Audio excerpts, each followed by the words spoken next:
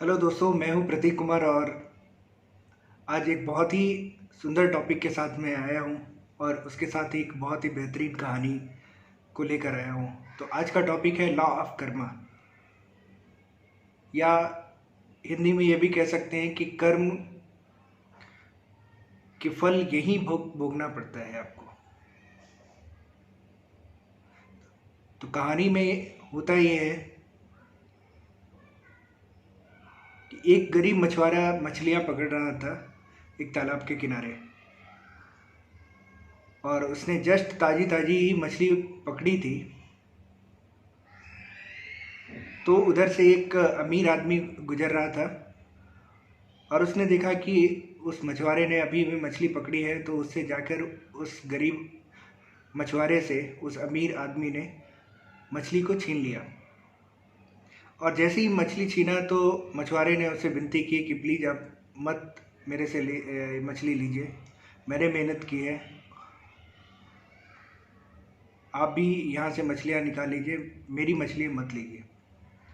वो आदमी अपनी ताकत दिखाकर वहाँ से वो मछली लेके जाता है, और जैसे ही जा रहा होता है मछली अभी हल्की सी जिंदा ही थी, और वो छटपटा के उस अमीर आदमी के उंगली पर उस मछली ने काट लिया। और उस उंगली पर जैसे ही काटा तो वो तुरंत वहाँ से निकला और जाके डॉक्टर को दिखाया। डॉक्टर ने उस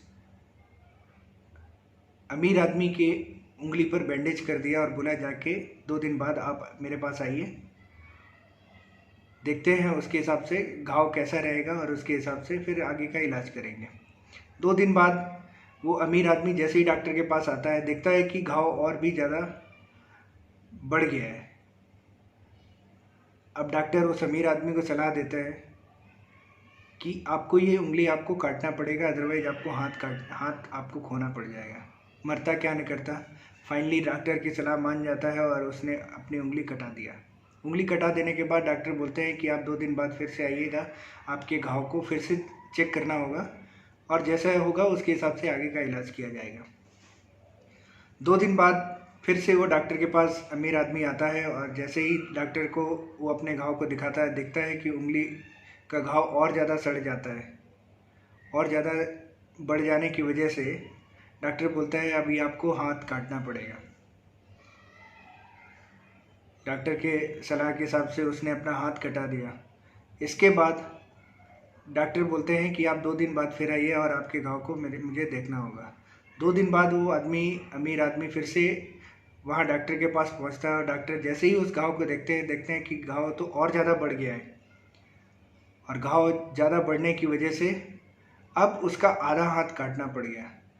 आधा हाथ काटते काटते काटते डॉक्टर ने उस आदमी से पूछा कि कोई आपने गलत काम तो नहीं किया जिसका फल आज आपको मिल रहा है, जिसकी वजह से आपको ये सारे दुख भोगने पड़ रहे हैं और आपकी उंगली फिर हाथ फिर आधा हाथ आपको काटना पड़ रहा है। तब उस अमीर आदमी को याद आता है कि मैंने अपनी ताकत दिखाकर गरीब मछुआरे से मछली मैंने ले ली थी। तो उसने सारा जो किस्सा था वो अपने डॉक्टर को उसने बताया। डॉक्टर बोलता है कि जाओ और तुरंत जाके उस इंसान से माफ़ी मांगो, क्योंकि ये कोई रोग का कारण नहीं है जिसकी वजह से ये सारी चीज़ें आपको इतने सारे सारे दुख भोगना पड़ रहा है।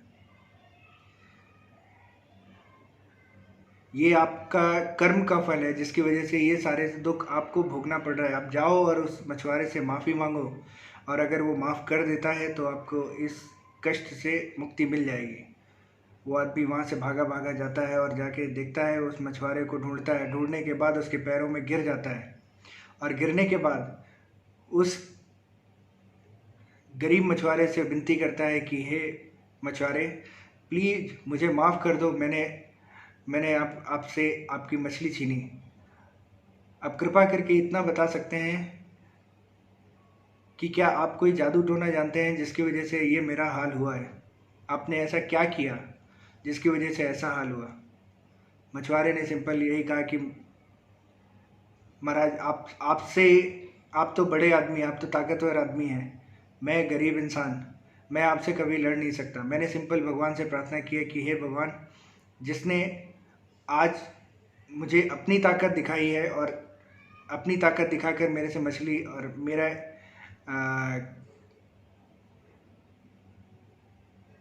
मेरे हाथ से मछली लेके चला गया है, कल तुम अपनी ताकत दिखा देना।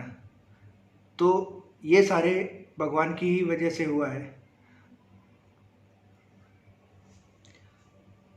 तो इससे हमें यही शिक्षा मिलती है इस कहानी से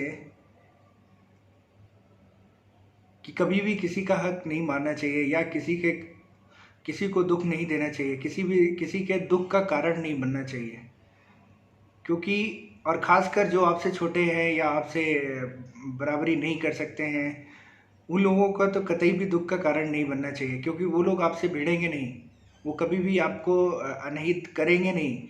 बट उनकी जो हाय होती है या उनकी जो बुरी बद्दुआएं होती हैं या जो उनकी भगवान से प्रार्थनाएं होती हैं, वो सबसे ज़्यादा हमारे लिए हानिकारक होती हैं।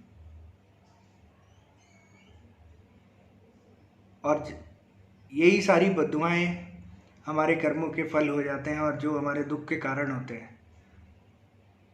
तो मैं आशा करता हूँ कि आप लोगों को ये कहानी बहुत अच्छी लगी होगी, और अगर आपको ये कहानी अच्छी लगी है तो कृपया हमारे वीडियो को शेयर करें और हमारे चैनल को सब्सक्राइब करें, जिससे मुझे भी मोटिवेशन फील होता है और मैं आगे भी आप लोगों के लिए ऐसी कहानियाँ लाता रहूँगा।